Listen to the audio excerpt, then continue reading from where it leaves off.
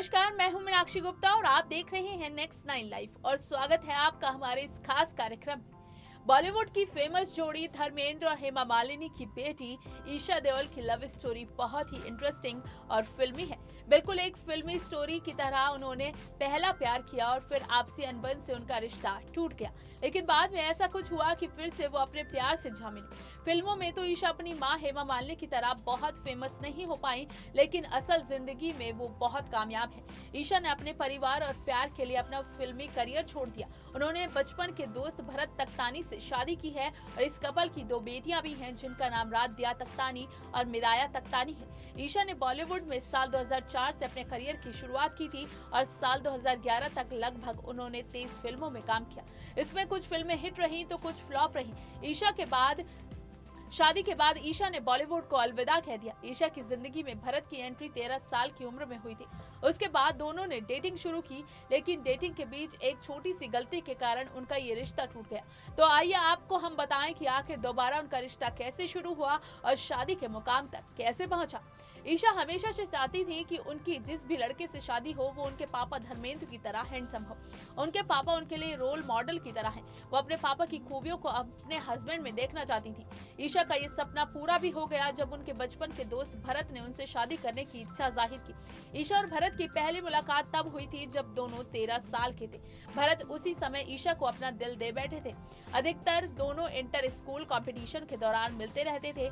ईशा के प्यार में भरत कैसे दीवाने हुए इसके बारे में एक बार उन्होंने खुद ही बताया था कि ईशा जमुना बाई नर्सरी स्कूल में पढ़ती थी और मैं बांद्रा के लर्नर्स अकादमी स्कूल में। हम अक्सर इंटर स्कूल कंपटीशन में मिलते रहते थे। बचपन से ही ईशा पर मेरा क्रश था।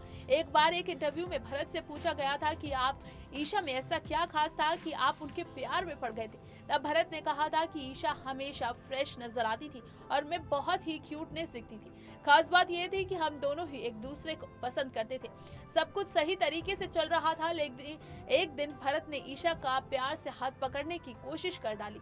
फिर क्या था, ईशा को भरत की ये हरकत नागवार गुजरी। वो उनसे नाराज हो गई। उन्होंने भरत को एक थप्पड़ भी लगा दिया और कहा, तुम्हारी हिम्मत कैसे हुई मेरा हाथ पकड़ने की। असल में उस वक्त दोनों ही इमेच्योर थे। इस घटना के बाद दोनों के रिश्ते में दरार आ गई। ईशा नाराज हो गई और भरत से बात करना बंद कर दी। उस पल को याद करते हुए ईशा बताती हैं कि उस वक्त हम इमेच्योर थे और ये उम्र मूर्खता वाली थी। हालांकि इस घटना के बाद दोनों के बीच कई सालों तक बात भी नहीं हुई, लेकिन इसके बावजूद ईशा से भरत का प्यार कभी कम भी नहीं हुआ। सालों तक दोनों में बातचीत नहीं हुई, लेकिन भरत ने ईशा को पाने की कभी उम्मीद नहीं छोड़ी।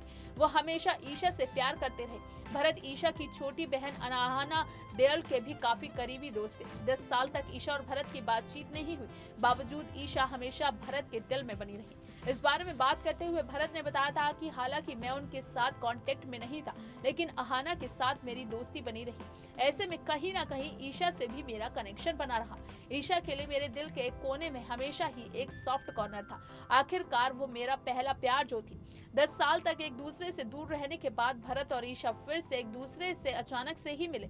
शायद तकदीर का ये खेल था कि दोनों की मुलाकात कनाडा के नियाग्रा फॉल्स पर हुई।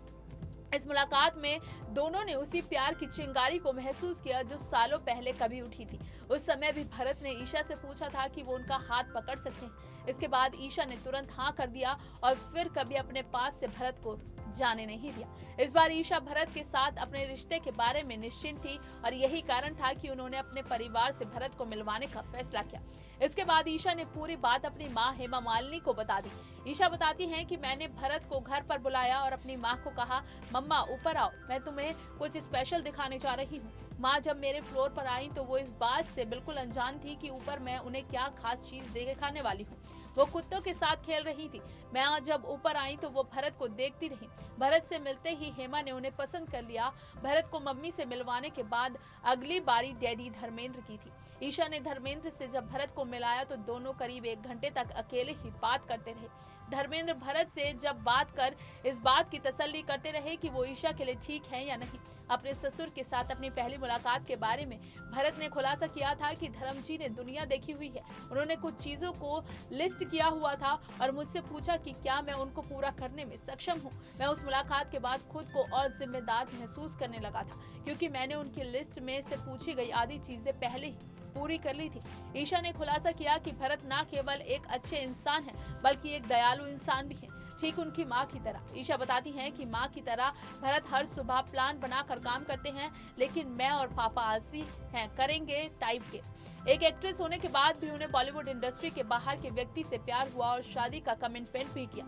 इस संदर्भ में ईशा बताती हैं कि मुझे हमेशा ये एहसास होता था कि मेरा जो भी होगा वो कोई अलग ही होगा, वो पूरी तरह से वफादार होगा। मैं हमेशा एक संरक्षित बच्चे की तरह रही हूँ और मैं अब खुद को और भी अधिक सुरक्षित महसूस करती हूँ। मैं अब एक खोई हुई आत्मा की तरह महसूस नहीं करती। अब मेरे लिए जीवन के कई और मतलब हैं। कुछ करने के लिए मैं अब तत्पर रहती हूँ। मेरा हाथ पकड़ने के लिए एक साथी है। भरत पापा की तरह है। वो जानता है कि अपने परिवार को कैसे रखना है। वो अपने परिवार से बहुत प्यार करता है। परिवार की वो बहुत बेहतर तरीके से देखभाल करता है। खास बात यह है कि वो मेरे सेलिब्रिटी स्टेटस के साथ भी बहुत सहज रहता है। वो मुझे ईशा देओल के रूप में नहीं देखता है, वो मुझे दोस्त की तरह देखता है। ईशा के माता पिता के मिलने के तुरंत बाद दोनों ने 12 फरवरी 2012 को हेमा मालिनी के घर पर एक समारोह में शामिल होने का फैसला किया।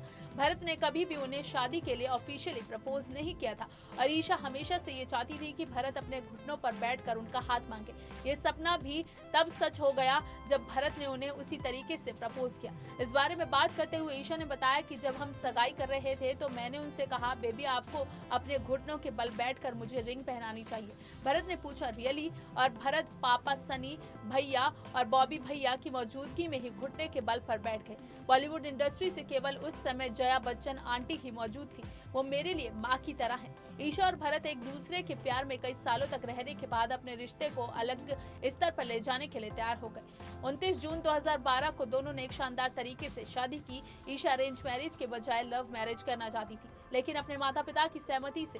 इसके बारे में वो बताती हैं कि अगर आप किसी ऐसे व्यक्ति को ढूंढते हैं जिसके साथ आप अपना बीता हुआ जीवन बिताना चाहते हैं, जिसका चेहरा आप सोने से पहले और जागने के बाद देखना चाहते हैं, तो ये बहुत ही खूबसूरत एहसास होगा। मुझे अरेंज मैरिज का कॉन्सेप्ट समझ नहीं आता था, इसलिए मैंने प्यार करने के बाद शादी की।